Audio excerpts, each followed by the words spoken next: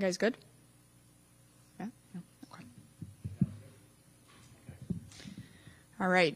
Good afternoon. Thank you for being here. As many of you know, just over a week ago, we had a fire at 80 Madison Street in an e-bike shop, determined by our marshals to be caused by lithium-ion batteries. That fire tragically claimed the lives of 4 New Yorkers and injured critically 2 others. Shortly after the fire, we announced that New Yorkers could call 311 to report tips about unsafe conditions surrounding lithium-ion batteries. We've been encouraging people to report what they see so we can go out and we can inspect it. We also formed an e-safety task force comprised of members of fire prevention and fire marshals to handle complaints and concerns about lithium-ion batteries specifically. Working off of a list of more than 200 known e-bike and e-bike repair shops, we have also enlisted the help of our field units to conduct inspections. We've also encouraged our field units to use their own situational awareness as they know their local neighborhoods, because we know how challenging it is to find every single e-bike and e-bike repair location in the city. We divided our list among fire prevention, the fire marshals, and the field units, and according to the new protocol, field units making inspections who notice egregious conditions are instructed to call for backup from fire prevention for enforcement. This happened several times this week, and a particularly jarring instance came Tuesday at 91 Canal Street, which you will see to my left. Tuesday, members of Ladder 6 were conducting building inspections based off of an assigned inspection list as part of this enhanced inspection and enforcement that we announced last week. Members immediately noticed unsafe conditions and called for support from fire prevention, the local battalion chief, hazmat, and the fire marshals. Inside, as you can see, between 115 and 130 batteries were found, as well as multiple fire hazards, damaged batteries, overloaded power strips, and not enough space between the units. Using our thermal imaging cameras, firefighters were able to identify the most dangerous batteries and remove them. They were placed in barrels outside the shop for disposal, and as they were doing so, some of them caught fire. It is very important to note that there were people living above and occupying space below the shop, and that this kind of fire could have happened at any time. Thankfully and gratefully, our members got to this location in time before the unthinkable happened. What is clear is that this location was essentially a ticking time bomb. I want to thank our members for not only moving swiftly to inspect all of these locations, but for once again putting themselves in harm's way to protect their fellow New Yorkers. I truly believe their efforts prevented serious harm for nearby tenants, residents, and firefighters. Multiple violations were issued for the dangers presented at this location: a vacate order, 3 criminal summonses, as well as 6 FDNY summonses. There were multiple Department of Building violations as well for illegal single-room occupancies, a massage parlor, and use that was contrary to the building's certificate of occupancy. This location was truly a death trap, with more than one factor that made it a huge fire hazard. It's a non-fireproof building situated in a dense location with hundreds of batteries that were cause for concern. This inspection saved lives, and it also gives us a moment to pause. Speak directly to business owners with these types of businesses. If you are operating a business that is in any way improperly charging, storing, or tampering with lithium-ion batteries, we will find you, and we will fine you, and we will shut you down. This is a life and death situation. Failure to comply with required safety practices can result in blood on your hands, as we saw last week, and the fire department will do everything in its power to make sure you abide by the law. 91 Canal Street had been visited by a fire company back in May, thanks to a tip from a resident. We cannot stress how important it is that we hear from the public about concerns surrounding lithium-ion batteries. Please call 311 or get in touch with the FDNY, and we will respond to complaints and concerns within 12 hours of receiving them. This owner failed to appear as required in court to respond to these violations. Our units were revisiting the site Tuesday as part of our stepped-up outreach and enforcement when they noticed that there were new hazards present. Last week, we also announced a partnership with the city's small business services to continue educational outreach, to target bike and bike repair shops about the danger of lithium-ion batteries and how to operate safely. Separately, our fire prevention unit has conducted 38 inspections since our increased enforcement last week. 17 were new complaints, 5 were re-inspections, and 3 triggered an operational response. These inspections resulted in 68 oath summonses, 13 violations orders, 9 criminal court summons, and 1 order to vacate and seal. Our fire companies have inspected proactively 141 locations citywide since June 23rd through 6 p.m. last night. These inspections resulted in 24 violations and summonses and 4 calls to the task force for enforcement. We have also received about a dozen calls from citizens to 311. We are not kidding around, as you can see here. We will continue to inspect and re-inspect locations to ensure batteries are being used safely. We are trying to save lives, and we need the public's help. New Yorkers should let us know if they see things like batteries being charged less than 3 feet apart, more than 5 batteries being charged at once, using multiple extension cords to charge them, batteries that look like they've been tampered with, and locations that look like they are not properly licensed businesses. Our fire safety education teams have been out all over the city, reminding New Yorkers of the dangers of these batteries, and because we know these devices are already in people's homes, on how to use them safely if they are. You can find all this information on FDNYSmart.org, but to reiterate some of our most important safety tips. Do not block your exits. Do not charge overnight. Don't plug into an extension cord. Charge outside when you can. Our fire prevention teams have already conducted a total of 259 inspections across the city related to lithium-ion battery concerns at residential and commercial locations so far this year. We have issued a total of 523 oath summonses to date, which can carry fines between $1,000 and $5,000. We have issued 150 violations, which are issued for more egregious, hazardous conditions. We have also issued 44 criminal summonses and 17 vacate orders, working with our partners at the Department of Buildings. We will take your questions at this time. Commissioner, what is the status now with 91 now? Are they actually shut down? And is your sense that the oath summonses are not compelling the owners to show up?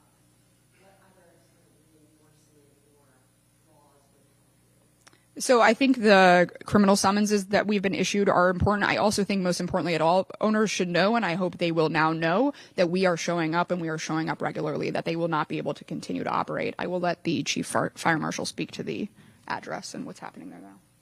91 Canal is vacated. The entire building is vacated at this time. We are still in the process of removing all of those batteries. There was a tremendous amount of batteries at the scene, between 500 and 1,000 batteries. So the process was time-consuming and resource-consuming. We needed to get barrels that can safely transport these devices. So we have those now, and we hope to be concluding our operations at that location by tomorrow afternoon to allow repairs to begin.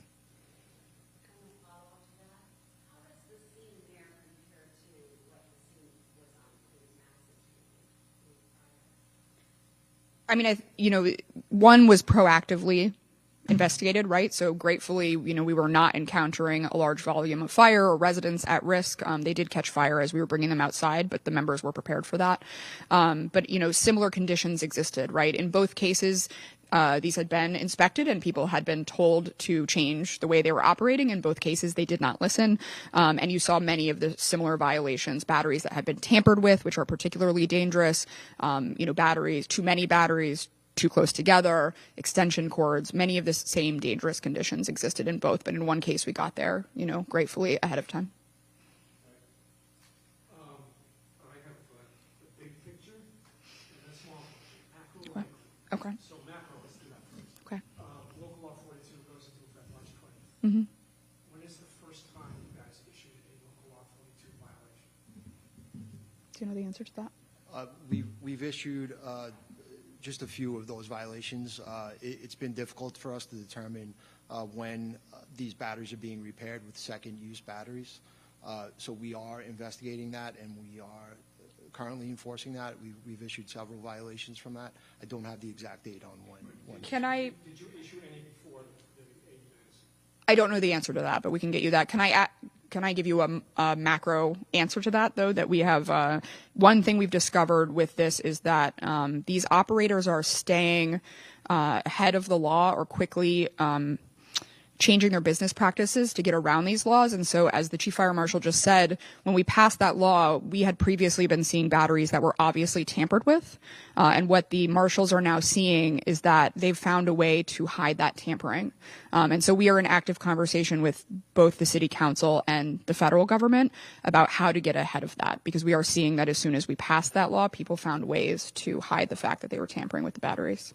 So the mic, Yes. 91 Canal, also, I think in Madison, you found refurbished batteries. Yes. Right? Yes. So what happened back at 91 Canal in May?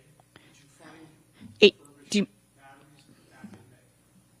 Do you know if there were refurbished batteries? 91 Canal back in May was served with violations related to the charging of the batteries and the storage of the batteries. As the Commissioner mentioned, that the respondent did not appear in court for that appearance at that time. I know that. What I'm asking you is, in May 4th, you get a ticket, go in, you see all the stuff that's going on in there, extension cords, usual. But did you also find refurbished batteries in May? We can give you the list of violations that were written at that time. I'm just asking you whether or not, because my impression is that you did not issue a local law 42 violation in May, although you now you did at 91. As the Commissioner mentioned, Canal Street, we've seen different industries that have popped up around these devices. Canal Street was being used as a charging station for these batteries, so people would rent space there to charge their batteries at the location. So it was more of a battery swap location, so a hub for people to swap out their used batteries for their extended batteries. So in May, did you see any refurbished batteries? Really fast. Go ahead. Just want a clarification of the numbers. You said it's a total of 500 to 1,000 items that were found, and then of those 500 to 1,000, it was 100 to 130 that were properly stored. So I believe it was 500 to 1,000 at the 80 Madison Street location, and it was between, I think it's 115 and 130 at the 91 Canal. Yeah. In terms of enforcement here, it seems like it's playing whack-a-mole to an extent, because these businesses are finding workarounds, they are going back to the bad behavior once FDNY leaves. What is the ultimate solution here in your eyes to see this practice end?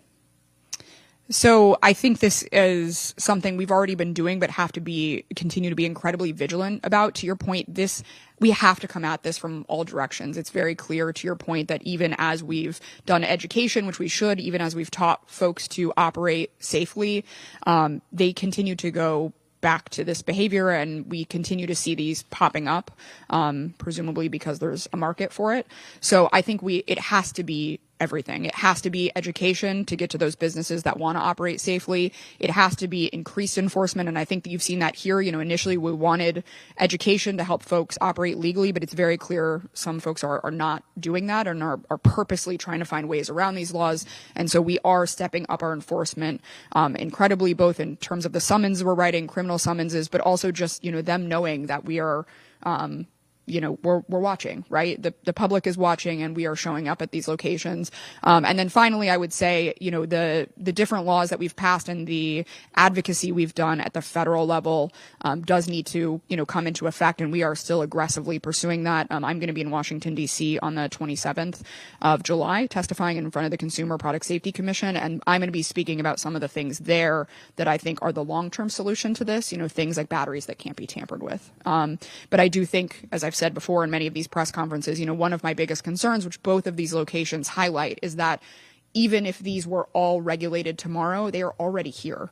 And so we have to deal with both those that are already here and also what we want the future of the industry to be. And I think it's worth pointing out as well, is even though both of these locations were commercial and we could inspect them, the vast majority of deaths we've had are in private homes, and we can't get into people's private homes. And so that education piece remains essential.